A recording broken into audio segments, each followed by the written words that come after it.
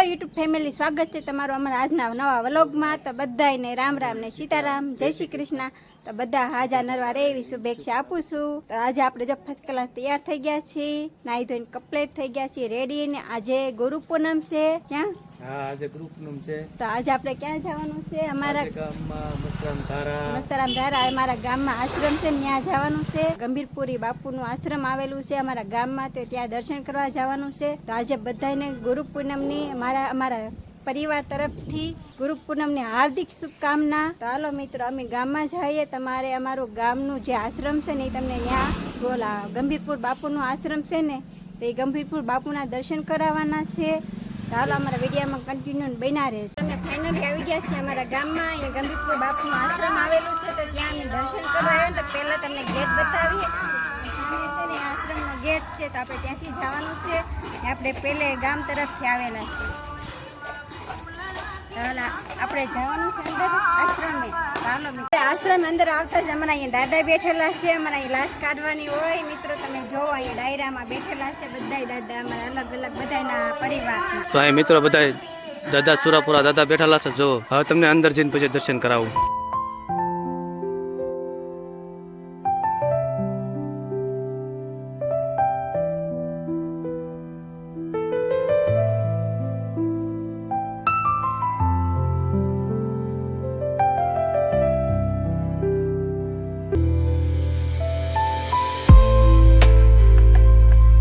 અહીંયા ટેસ બનાવેલું છે। આજે ગુરુ પૂનમ છે ને, અહીંયા ડાયરાનો પ્રોગ્રામ છે, તમે જોઈ શકો છો। અહીં મંડપ નાખેલો છે, ત્યાં મારે આશ્રમની બહારની જગ્યા છે। અહીંયા છે ને ગંભીરપુર બાપુ બેઠેલા છે। અહીંયા પેલા હતા ને ત્યારે બેઠતા અહીંયા।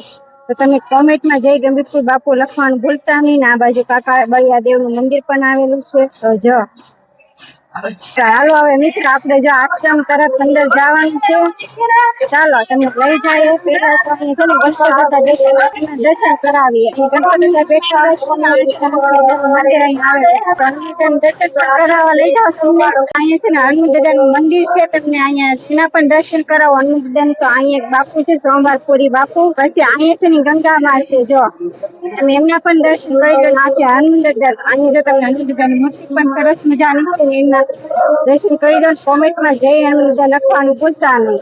એમાં પ્રસાદી પણ કરીએ છીએ સાથે સાથે।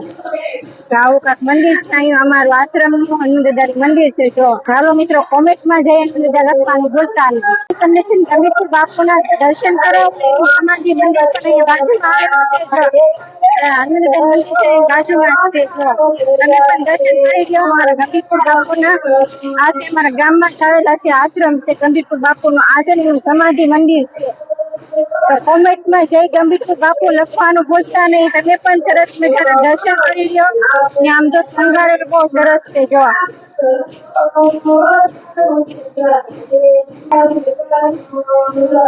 છે અમારા ગંભીરપુર બાપુની સમાધિ। જો અહીંયા ચૂલો છે ને, અહીંયા ચા બનાવે, ગમે આવે ને તો ચા પીધા વગર ના જવા ન દેતા અમારા ગંભીરપુર બાપુ એવા હતા। અને અહીંયા જો ગંભીરપુર બાપુ છે ને, અહીંયા રહેતા હતા ને ત્યારે એનું છે। તો એનું રહેવાનું રૂમ ને એવું બધું સ્પેશિયલ, અંદર બધી સગવડતા પણ નથી।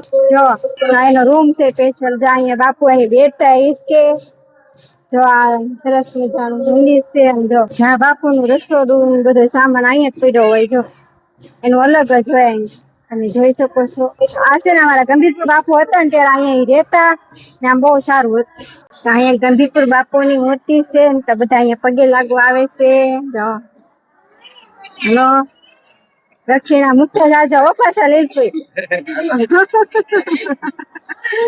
તો જા અમારા દર્શન કરવા આવવા જ પડે, કેમ કે ગંભીરપુર બાપુ અહીંયા પેલા બેઠતા ને એમને બધા પ્રસાદી આપતા। તો તમે પણ દર્શન કરી લો। હવે અહીં એક બીજું પણ મંદિર આવેલું છે, નાનું એવું શંકર ભગવાન। તો તમને જ્યાં પણ લઈ જાઓ અહીંયા અમારું મંદિર કેવું છે એમ। આપણે અહીંયા અંદર આવી હાલ। જો આ છે શંકર ભગવાનની નાની એવી શિવલિંગ છે અહીંયા આવેલી। જો મંદિર પણ સરસ મજાનું કરે છે। જો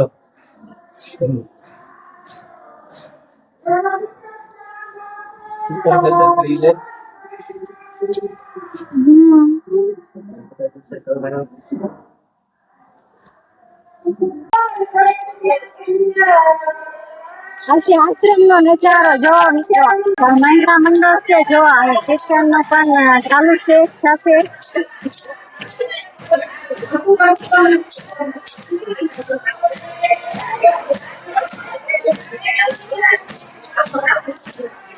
તો અહીંયા મહિલા મંડળનું હોય કીર્તન પણ હોય છે અમારે પૂનમના દિવસે. સત્સંગ મંડળ હોય અને અહીંયા પૂનમના દિવસે અમારે 3 મહિનો આખો સત્સંગ હોય છે. બધા કીર્તનનું અહીંયા મહિલા મંડળ પણ હાલે છે. અને હવે આપણે અહીંયા દર્શન કરવા જઈએ. કાકા ભળિયાનું મંદિર પણ આવેલું છે જો. અને જયદેવી માનું પણ મંદિર આવેલું છે. તો આપણે અંદર તમને દર્શન કરવા લઈ જાઓ. અહીંથી જવાનું છે. તો આ છે કાકા ભળિયા દેવનું મંદિર છે. તમે પણ દર્શન કરી જજો. હવે તમને ગંગા મૈયાના દર્શન કરાવવા લઈ જાવ. તો જ્યાં મંદિર છે ગંગા મૈયાનું, ચાલો આપણે તમને દર્શન કરાવી લો. પછી આપણે નિસરના પાદુકા છે ગંગા મૈયાનું મંદિર આવેલું છે જો. અને કોમેન્ટમાં જય ગંગા મૈયા લખવાનું ભૂલતા નહીં. આ છે અમારા ગંગા માનું મંદિર છે નાનકડું એવું જો. બાપુ બેટા બધું છે અહીંયા બેટા છે અંદર કપક છે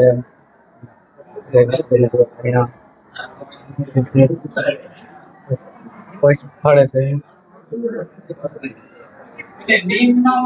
છે ને રસોઈ બને તે રસોડું છે જો. ત્યારે આમાં બનાવેલી છે રસોઈ જો.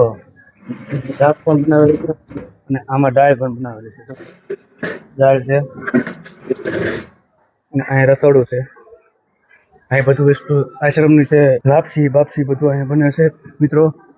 જો આ બધું રસોડું ભોજનાલય ભોજન સબ્જી તો આ ભાઈ પીરસવા માટે પીરસે છે આશ્રમનું.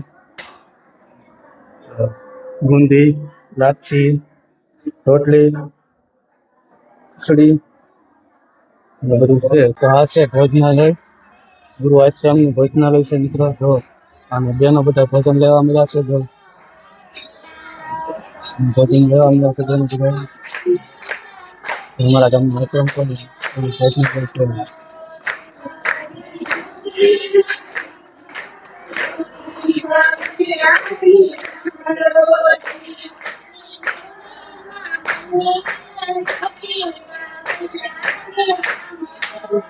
આપણે પ્રસાદી લેવા બેસી ગયા છે ગંભીરપુર બાપુના આશ્રમે. રિયલ જો પ્રસાદી માંથી વસ્તુ છે. કાનનથી બેન મજા આવે કે હાલો જમવા કે તો ખરી. ચાલો બધા પ્રસાદી લેવા. અમે પણ પ્રસાદી લઈ લઈએ. તો મિત્રો હવે ઘણી બધા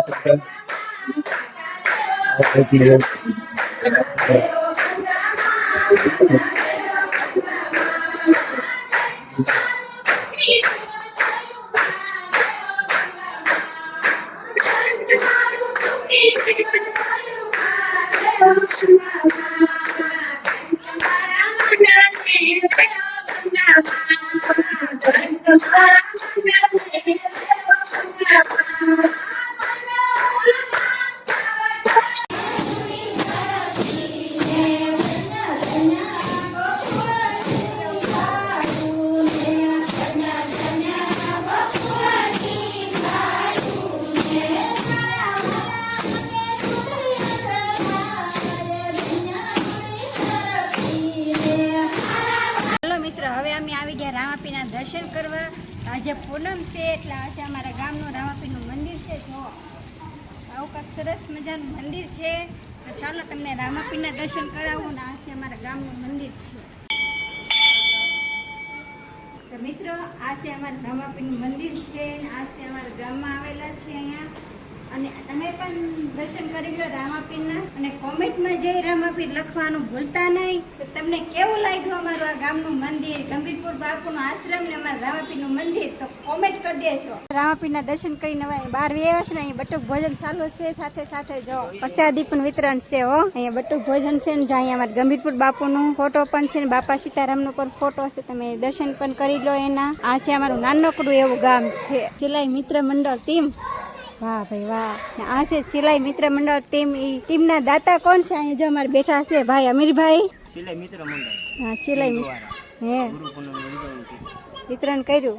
નાના છોકરાઓને બધું ભોજન કરાવ્યું એમને. સરસ કામ કર્યું. નવું નવું પ્રગતિ કરતા રહો. હાલો મિત્રો આજે આપણે મસ્તરામ ધાર આવ્યા છીએ પગે લાગવા. ખાવાનું બાકી હતું તો અત્યારે આવ્યા છે. જો આપણે દૂધ કોલ્ડિંગ અહીંયા પીએ છીએ. જો આ દૂધ કોલ્ડિંગ બદામ છે આમાં નાખેલી કા હા બદામ શેક છે. અને જો તમને પ્રસાદી વિતરણ પણ ચાલુ જ છે અત્યારે. જો